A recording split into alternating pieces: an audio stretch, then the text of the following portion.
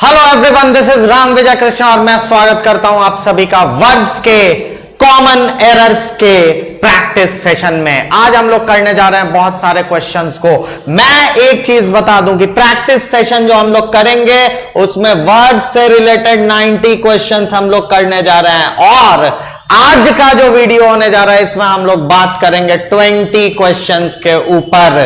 तो सभी लोगों का स्वागत है इस वीडियो में और मैं दिखाता हूं कि वर्ड से किस तरह के क्वेश्चंस आते हैं और उसको कैसे डील करते हैं हम लोग। तो आई होप कि सभी लोग रेडी हैं। Let's start with the first question. पहला क्वेश्चन हम लोगों के स्क्रीन के ऊपर आ चुका है।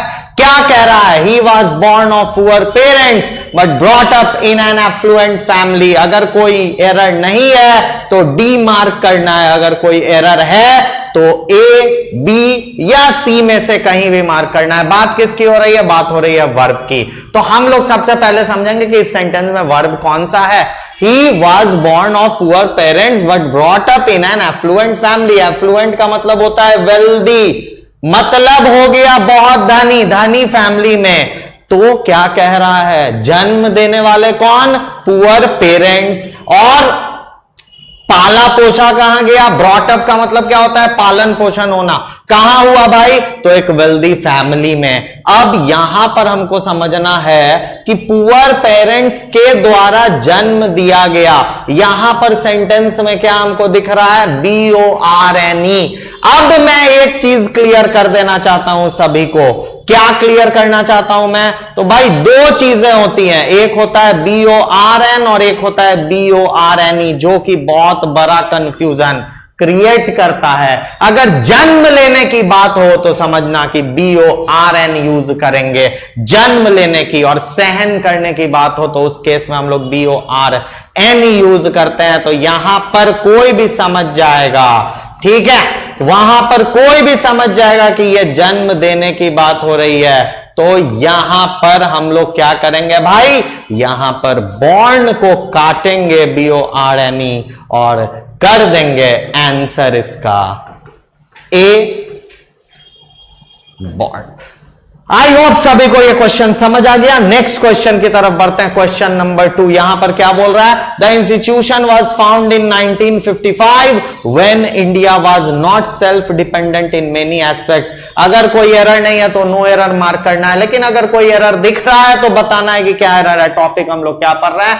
वर्ड्स का टॉपिक पढ़ रहे हैं। क्या कह रहा है? इंस्टीट्यूशन वाज फाउंड इन 1955 में 1955 में, जब इंडिया अपने ऊपर बहुत ज्यादा डिपेंडेंट नहीं था, अपने ऊपर बहुत ज्यादा आश्रित नहीं था बहुत सारे एस्पेक्ट्स में, बहुत सारे चीजों में, तब ये इंस्टीट्यूशन फाउंड किया गया। अब यहां एक वर्ड आ रहा है फाउंड। हम लोगों को समझना होगा कि भाई फाउंड क्या होता है। देखो दो वर्ड्स आते हैं, एक होता है फाउंड और एक होता है फाउंडेड, ठीक है। वर्ब मैं दो बताता हूं, एक मैं बताता हूं फाइंड, इसका मतलब, ठीक है, और एक मैं बताता हूं फाउंड। ये दोनों ही वर्ब वन है हमारा। फाइंड भी वर्ब वन है और फाउंड भी वर्ब वन है। यस, खोजने वाले के सेंस में हम लोग क्या करते हैं? Find, found, found. और इस्टैब्लिश ये सर्च के सेंस में, ठीक है, सर्च के सेंस में हम लोग फाइंड यूज करते हैं, वर्ब 1, वर्ब 2 और वर्ब 3। और फाउंड हम लोग किस सेंस में यूज करते हैं? इस्टैब्लिश करने के सेंस में हम लोग फाउंड यूज करते हैं, जिसका V2 होता है फाउंडेड, फाउंडेड। अब मुझे बताना है कि ये एक कौन से वॉइस का सेंटेंस है? पैसिव वॉइस का। क्यों है पैसिव वॉइस का सेंटेंस? क्योंकि इंस्टीट्यूशन को किसी के द्वारा वहां पर इस्टैब्लिश किया गया है। तो जाहिर सी बात है यहां इस्टैब्लिशमेंट की बात हो रही है। तो इस केस में हम लोग फाउंड जो है उसको गलत करेंगे, फाउंडेड सही होगा। तो आंसर इसका क्या होता है? बी, और आंसर हो जाएगा फाउंडेड। आई होप सभी को यह क्वेश्चन समझ आ गया। क्वेश्चन नंबर 2 था। नेक्स्ट क्वेश्चन की तरफ बढ़ते हैं। अगला क्वेश्चन भी बहुत इंपॉर्टेंट है हम लोगों के लिए। क्या कह रहा है क्वेश्चन कह रहा है, I keep myself cool and never lose my temper even when provoked. अगर कोई एरर नहीं है तो डी कर सकते हैं आंसर, लेकिन चेक करना होगा कि क्या इन तीनों के अंदर कहीं भी हमको एरर दिख रहा है या नहीं। मैं खुद को क्या रखता हूं, कूल, काम रखता हूं और शांत रखता हूं, कभी भी गुस्सा में नहीं आता, अपना टेम्पर मैं लूज नहीं करता। लूज माई टेम्पर का क्या मतलब होता है, लूज माई टेम्पर का मतलब होता है गुस्सा नहीं करना, आपा नहीं खोना। कोई प्रवोक करता है मुझे तब भी मैं आपा नहीं खोता हूं। अब यहां पर हमको समझना है कि क्या कोई एरर है या नहीं। अगर एरर नहीं होता तो डी मार्क कर देते, लेकिन यहां एरर है। और एरर क्या है समझना होगा हम लोगों को। दो वर्ड्स, एक है हमारा लूज और दूसरा है लूज। लूज इज वर्ब, हारना इससे बनता है, ठीक है। हारना वाला इसका टू लूज बेस फॉर्म है, और लूज एक एडजेक्टिव है जिसका मतलब होता है ढीला, ठीक है। That is not tight. Not tight के सेंस में हम लोग क्या यूज करते हैं, LOOS यूज करते हैं। तो ध्यान देने वाली चीज है कि कभी भी अगर क्या आ जाए LOOS की बात हो तो समझना कि वो है ढीला के सेंस में, हारने के सेंस में क्या यूज करेंगे हम लोग, लूज। तो इसका आंसर क्या हो गया भाई, इसका आंसर भी हो गया बी। आई होप कि क्वेश्चन नंबर 3 समझ आ गया। अभी तक हमने 3 क्वेश्चंस किए और तीनों में अलग अलग रूल्स हमने देखा। नेक्स्ट क्वेश्चन की तरफ बढ़ते हैं। क्वेश्चन नंबर 4 हमारे सामने आ गया और क्या कहता है question, he lied on the grass for hours enjoying the cool breeze. अगर कोई एरर नहीं है तो नो एरर कर दोगे मार्क, लेकिन अगर कोई एरर है तो बताना होगा कि कहां एरर है। ही लाइड ऑन द ग्रास। देखो लाई के बारे में मैं बता देता हूं। लाई का एक तो होता है फॉल्स स्टेटमेंट्स, मतलब झूठ बोलना, ठीक है। दैट इज एक लाई हमारा वो होता है। इसका V2 होता है हमारा लाइड और V3 होता है लाइड। एक लाए का मतलब होता है हमारा रेस्ट करना, ठीक है। यहां झूठ बोलने की तो बात नहीं हो रही है, लेटने की बात हो रही है, रेस्ट करने की बात हो रही है। तो जाहिर सी बात है कौन वाला फॉलो होगा, लाई लाई लाइड फॉलो होगा या लाई ले लेन फॉलो होगा। ऑब्वियसली ये आराम कर रहा है घास के ऊपर घंटों तक, और कूल ब्रीज जो है उसको क्या कर रहा है, एंजॉय कर रहा है। इट मींस कि यहां हमको समझना है भाई कि यहां क्या होना चाहिए, ये लाइड जो है गलत हो जाना चाहिए। लाइड मतलब झूठ बोलना, यूज क्या करेंगे, ले। तो इसका आंसर क्या हो जाएगा, ए, और लाइड की जगह क्या होगा, ले हो जाएगा। तो वर्ड्स ऑफन कंफ्यूज से रिलेटेड ये क्वेश्चन था। नेक्स्ट क्वेश्चन की तरफ आते हैं, क्वेश्चन नंबर 5। 4 क्वेश्चन हमने कर लिया। क्या कह रहा है question, the murderer was convicted and ordered to be hung. अगर कोई एरर नहीं है तो नो एरर मार्क करेंगे, लेकिन एरर है तो बताना पड़ेगा कहां एरर है। क्वेश्चन क्या कह रहा है, मर्डरर को आरोप साबित हो गया, मर्डरर के ऊपर कन्विक्टेड हो गया मर्डरर, ठीक है। एंड ऑर्डर्ड, अब उसको क्या हो गई भाई, फांसी की सजा हो गई। देखो एक वर्ड होता है हैंग, यहां हंग जो है इसको समझते हैं। हैंग होता है हंग, हंग, और एक हैंग का होता है हैंग्ड, हैंग्ड, ठीक है। हंग एक हैंग का V1 V2 V3 हंग हंग होता है, और एक हैंग हैंग्ड हैंग्ड होता है। ये जो हैंग्ड हैंग्ड है इसका मतलब होता है फांसी पर लटकाना, ठीक है। क्या होता है भाई, फांसी पर लटकाना, इससे रिलेटेड ये हमारा हैंग है। तो जाहिर सी बात है यहां हंग जो है ऐसे ही कुछ टांग देते हैं, ठीक है, कपड़ा टांग दिए, उस केस में हम लोग ये हंग यूज कर सकते हैं। फांसी पर लटकाने के केस में नहीं। तो मर्डरर कोई कपड़ा तो है नहीं कि उसको टांग देंगे दीवार पर, बल्कि क्या हो रहा होगा बात, तो इसको फांसी देने की बात हो रही होगी। तो जाहिर सी बात है फांसी देने की बात होगी, तो इन दैट केस ये हंग को रिप्लेस करना पड़ेगा। ये गलत है। आंसर क्या बना, सी बना, और होगा क्या हमारा, हैंग्ड। आई होप समझ आ गया। ये क्वेश्चन रिलेटेड भी वर्ब्स ऑफन कंफ्यूज से था। अभी तक हमने बहुत सारे क्वेश्चंस किए हैं जिसमें वर्ब्स के कंफ्यूजन की बात हो रही है। अब अगला क्वेश्चन क्या कहता है? क्वेश्चन नंबर 6 कह रहा है when I was young I can run faster than Babita. अगर कोई एरर नहीं है तो नो एरर मार्क कर सकते हैं, लेकिन अगर हम सेंटेंसेस को देखते हैं तो क्या होता है? क्या बोल रहा है? व्हेन आई वाज यंग, जब मैं जवान था, I can run faster than Babita. जब मैं जवान था मैं दौड़ सकता हूं। कैसे? ये और ये एक दूसरे को क्या कर देगा? कॉन्ट्राडिक्ट कर देगा। कैसे कॉन्ट्राडिक्ट करेगा?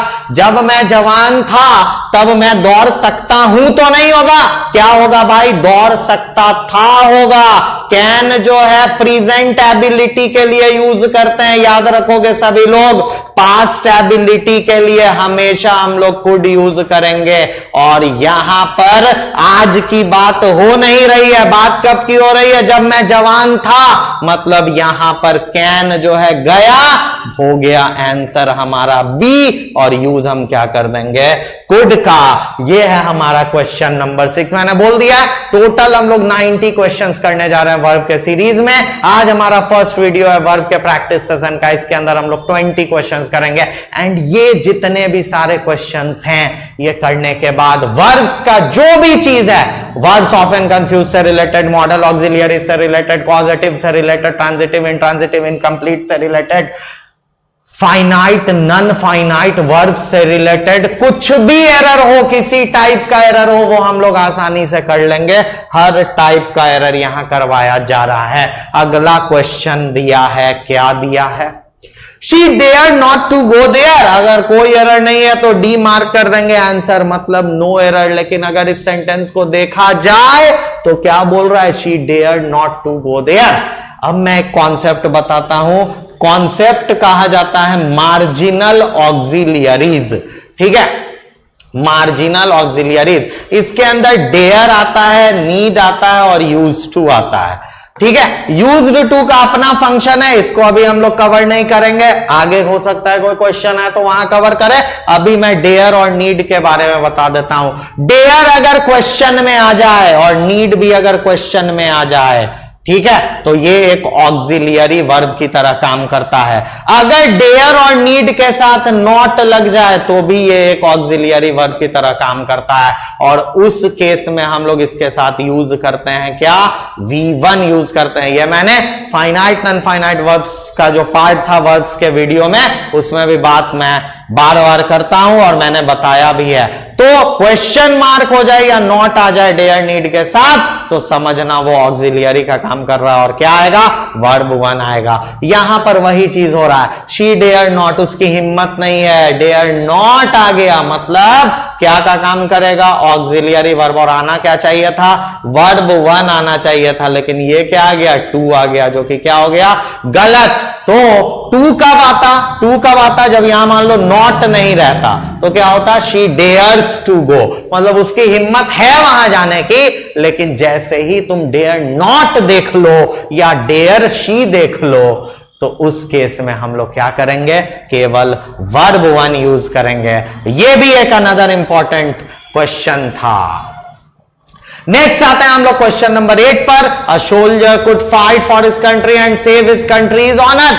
सोल्जर जो है, सोल्जर सिपाही, सैनिक, ठीक है, अपने कंट्री के लिए फाइट कर सकता था और कंट्री का रेपुटेशन, इज्जत बता सकता था।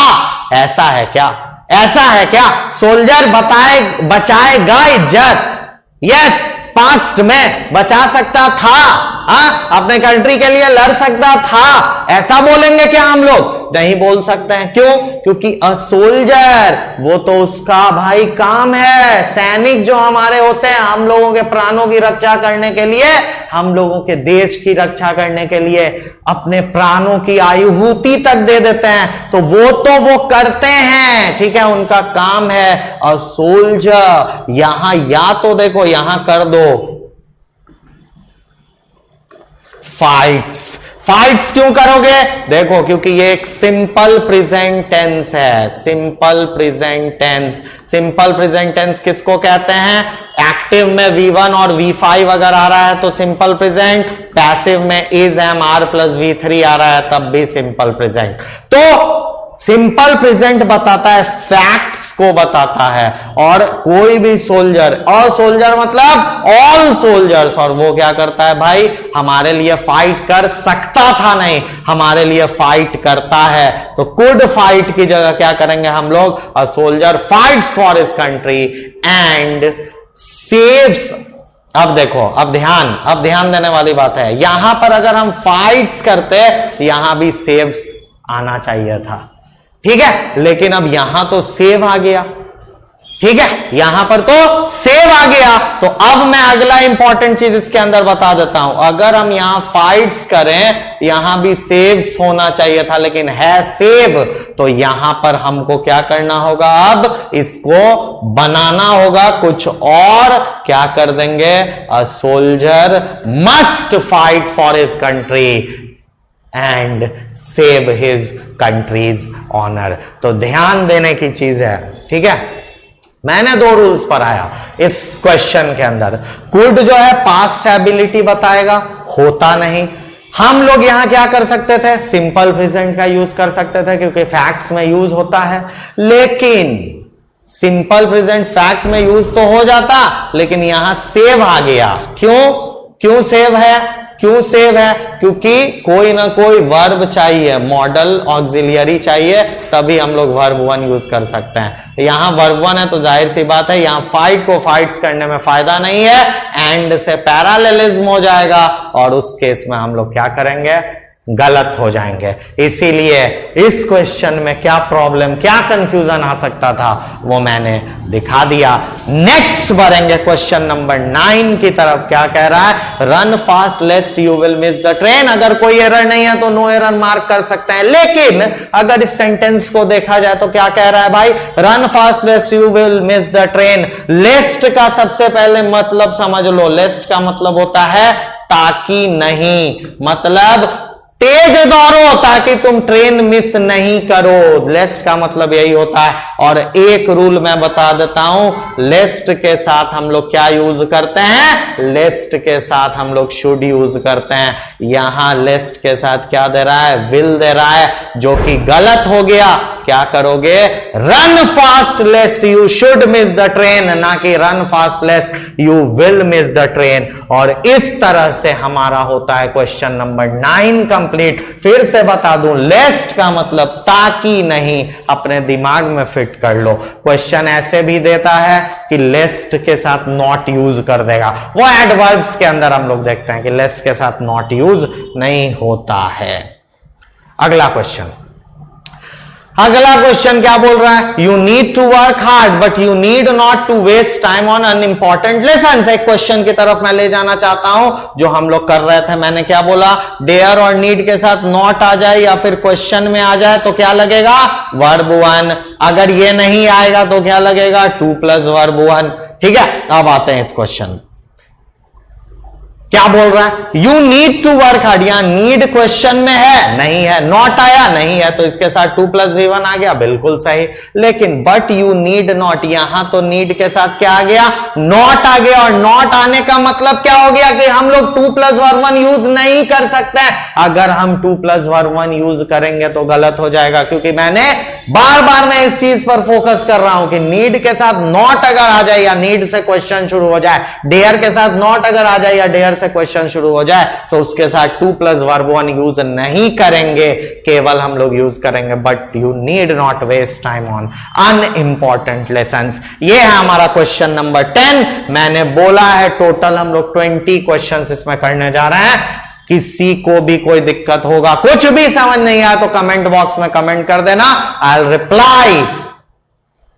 क्वेश्चन नंबर 11 आ गया। क्या कह रहा है, क्या कह रहा है question number 11? Namita would broke a cup every day when she came to Mumbai last month. अगर कोई एरर नहीं है तो नो एरर मार्क करेंगे, लेकिन देखना होगा पहले कि एरर है या नहीं। Namita would broke a cup every day when she came to Mumbai last month. जब वो मुंबई आई थी लास्ट मंथ, तो नमिता क्या करती थी भाई? एक कप डेली तोड़ देती थी। वुड क्या है? वुड क्या है? Will, would, shall, should, can, could, may, might, must, need, dare, use to और आउट टू। ये मॉडल्स एंड मार्जिनल्स होता है, जिसमें नीड, डेयर और यूज टू का अपना फंक्शन है, लेकिन will, would, shall, should, can, could, may, might, must और आउट टू अगर इसकी बात करें, ये सब modal auxiliaries and modal auxiliaries के साथ हम लोग हमेशा क्या यूज करते हैं? वर्ब वन यूज करते हैं। यहां पर बोल रहा है नमिता वुड ब्रोक। ब्रोक जो है ब्रेक का क्या होता है? वर्ब टू फॉर्म होता है। Break, broke, broken. इसका मतलब ये जो ब्रोक है ये हमारा वर्ब टू है।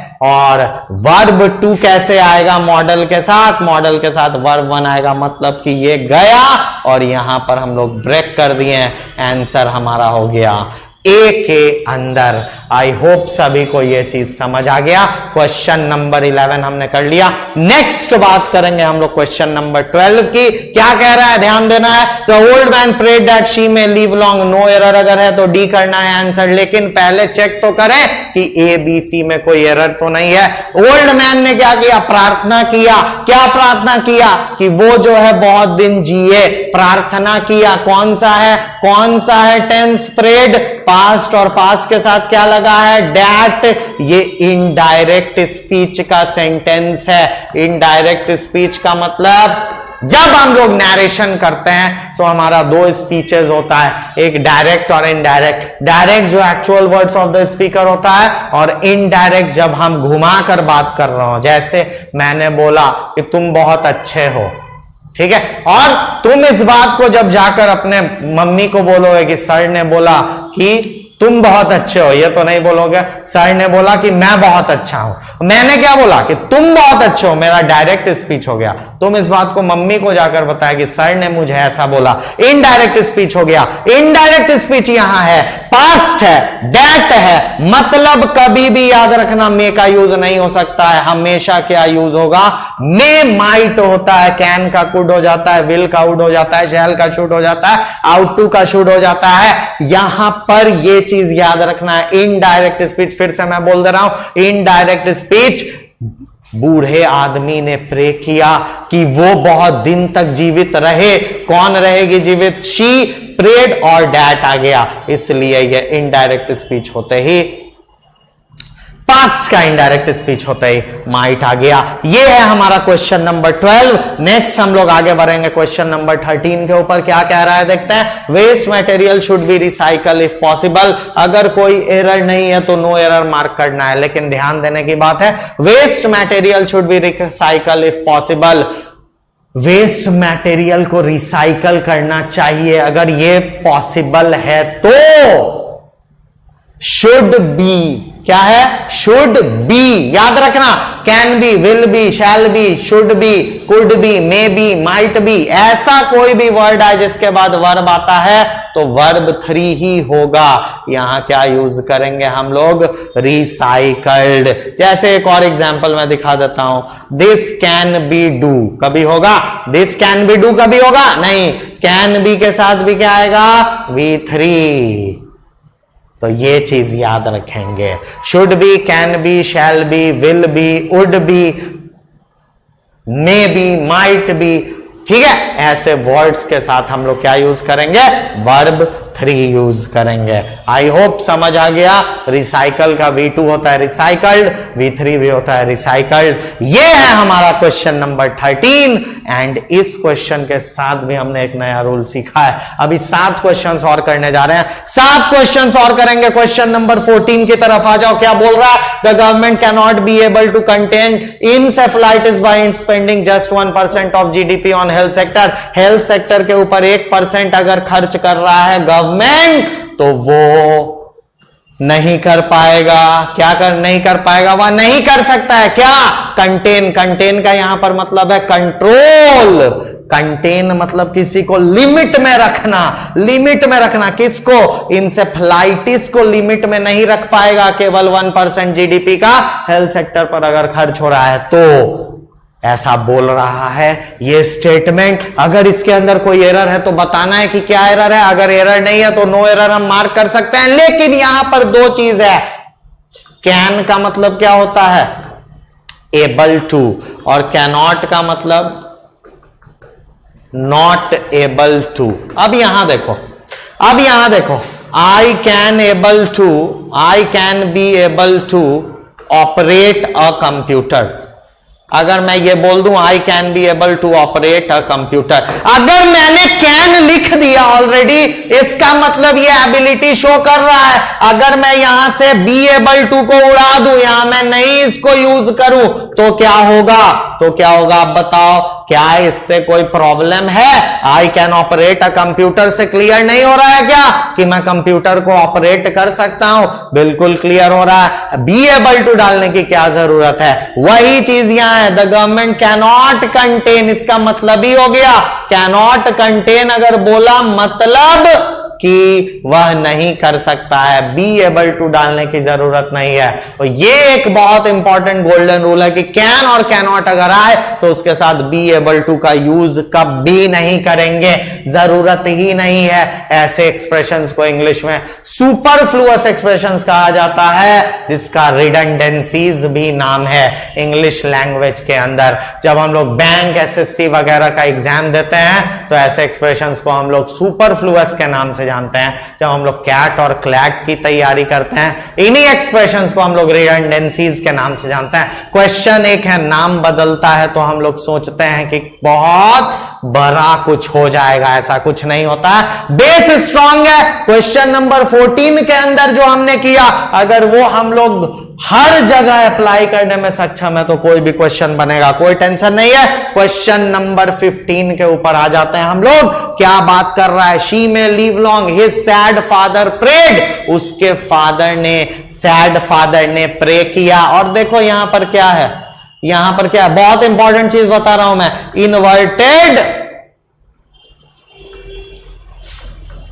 कॉमाज, याद रखोगे बच्चों, इन्वर्टेड कॉमाज ही बोलते हैं। कुछ ऐसे कंपाउंड नाउन्स होते हैं जो कि हमेशा प्लूरल होते हैं, जैसे inverted commas, social studies, human rights, ठीक है, हाई हील्स, करंट अफेयर्स, ऐसे जब भी होंगे। करंट अफेयर का भी मत बोलना। एक है तो ये नहीं कि इन्वर्टेड कॉमा बोल दिए, तब भी नहीं, इन्वर्टेड कॉमाज ही होगा जब भी होगा। तो इन्वर्टेड कॉमाज क्या शो करेगा? डायरेक्ट स्पीच शो करता है, ठीक है, डायरेक्ट स्पीच शो करता है। अब यहां उसके सैड फादर ने प्रे किया। प्रे करना, विश करना, डिजायर करना, सब कहलाता है ऑप्टेटिव सेंटेंस। बहुत इंपॉर्टेंट रूल मैं बता रहा हूं। प्रे करना, विश करना, डिजायर करना, ठीक है, कर्स करना, किसी को श्राप भी अगर दे रहे हैं, ऐसे हर चीजों को हम क्या बोलेंगे? ऑप्टेटिव सेंटेंस बोलेंगे। और यहां किस चीज की बात हो रही है? इसी चीज की। She may live long, his sad father prayed. उसके जो बेचारे पिता हैं, उन्होंने प्रे किया कि वो बहुत दिन जिए। हमारे पापा, हमारे मम्मा, हमारे जितने भी बड़े बड़े हमारे घर में होते हैं, सारे लोग प्रे करते हैं। प्रे करने का मतलब ही ऑप्टेटिव सेंटेंस। और ऑप्टेटिव सेंटेंस अगर हो गया, वहां पर क्या करते हो? कभी बोलते हो, कभी बोलते हो the king may live long? कभी बोलते हो the king may live long? नहीं बोलते हैं। क्या बोलते हैं? Long leave the king. उसी तरह शी में लीव लॉन्ग नहीं बोलेंगे, क्या बोलेंगे? मे शी लीव लॉन्ग। याद रखोगे कि अगर ऑप्टेटिव सेंटेंस है तो हम लोग मे से स्टार्ट करेंगे, देन उसके बाद सब्जेक्ट यूज करेंगे और तब जाकर हम लोग ये काम करते हैं। बाकी ब्लेसिंग जो भी हमारा है, प्रेयर जो भी हमारा है, विश जो भी हमारा है, डिजायर जो भी हमारा है, उसको हम लोग कर देते हैं। तो डेट्स व्हाई यहां she may live long his sad father prayed मत करना, may she live long his sad father prayed. मैं मैंने 15 क्वेश्चंस करवाया है और मुझे लगता है अभी हम लोगों का 15 मिनट्स भी पूरा नहीं हुआ होगा। 20 क्वेश्चन हम लोग आज करेंगे, ठीक है। बने रहना है सभी को बने रहना है। 5 और क्वेश्चंस होने जा रहा है और सारा ऐसा क्वेश्चन जो कि दिमाग को बताए कि यार ये चीज हमारे लिए इंपॉर्टेंट है। When you were young, you out to learn good habits। जब तुम जवान थे तब तुम्हें गुड हैबिट्स लर्न करना चाहिए क्या? When you were young, you out to learn good habits। जब तुम जवान थे तो तुम्हें गुड हैबिट्स, अच्छे हैबिट्स सीखने चाहिए या चाहिए थे, सोचने वाली बात है। यहां बोल रहा है, अगर मैं बोल रहा हूं I ought to learn how to swim, तो मुझे सीखना चाहिए कैसे स्विम करते हैं। और अगर मैं बोल रहा हूं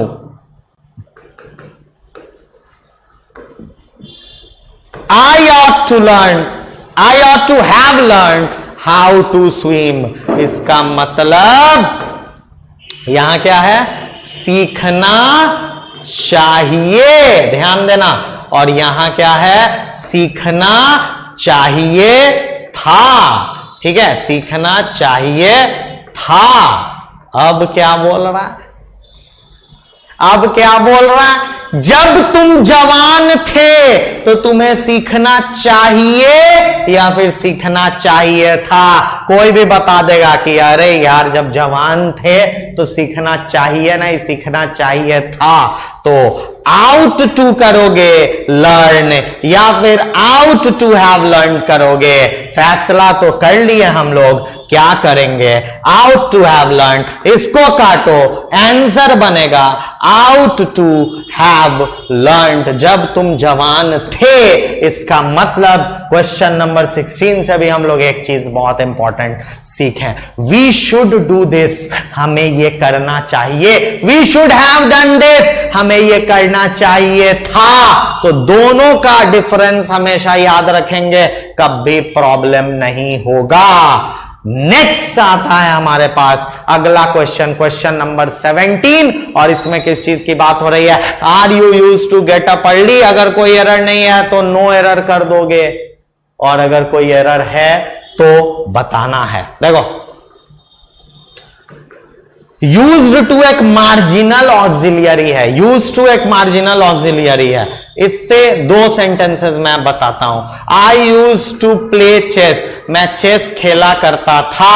अगर पास्ट हैबिट की बात हो रही है तो यूज्ड टू के साथ V1 लगाना। लेकिन अगर मैं बोल रहा हूं आई एम यूज्ड टू, यहां पर यूज्ड टू मतलब हैबिचुएटेड हूं, तो इस केस में लगाना प्लेइंग चेस वर्ब 4। इसका मतलब मैं बता देता हूं, अगर यूज टू अकेले आ रहा है तो समझना वो पास्ट हैबिट के लिए आ रहा है, उसके साथ क्या लगेगा? वर्ब 1 लगेगा। लेकिन अगर use to is am are के साथ आ रहा है, ध्यान से, किसके साथ? इज एम आर के साथ अगर यूज टू आ रहा है, इसका मतलब हो गया हैबिचुएटेड होना, इसके साथ वर्ब 4 लग जाएगा।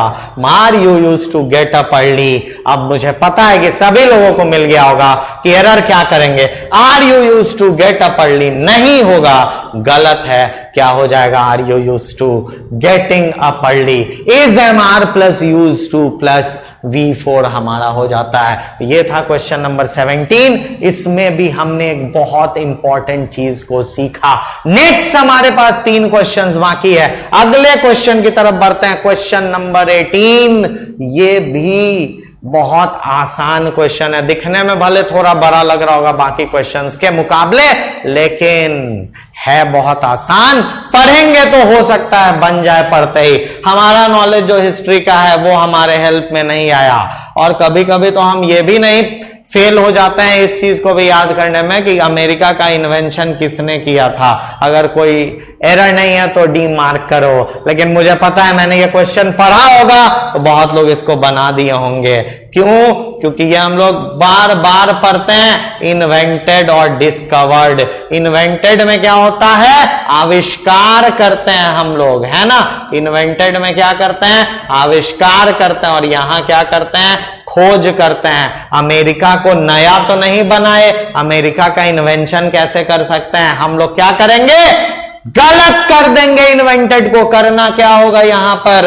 डिस्कवर्ड। अगर डिस्कवर्ड हो गया, इसका मतलब है कि जो नॉलेज हमारा हिस्ट्री का है वो हमारे हेल्प में नहीं आता, और कभी कभी हम भूल जाते हैं कि किसने अमेरिका को डिस्कवर किया था, ना कि इन्वेंट किया था। बल्ब है, कंप्यूटर है, टेलीफोन है, रेडियो है, टीवी है, प्लेन है, टीवी है, ये वाला एलईडी जिस पे मैं लिख रहा हूं, कुछ भी, ये सब इन्वेंशन कहलाएगा, क्योंकि ये दुनिया में पहले नहीं था। लेकिन अमेरिका तो पहले था, हमको पता नहीं था केवल कि वो कहां है। तो वैसे केस में खोज हो गई तो डिस्कवरी की बात होगी। ये चीज सभी लोग बच्चे याद रखेंगे। क्वेश्चन नंबर 18 हो गया हमारा।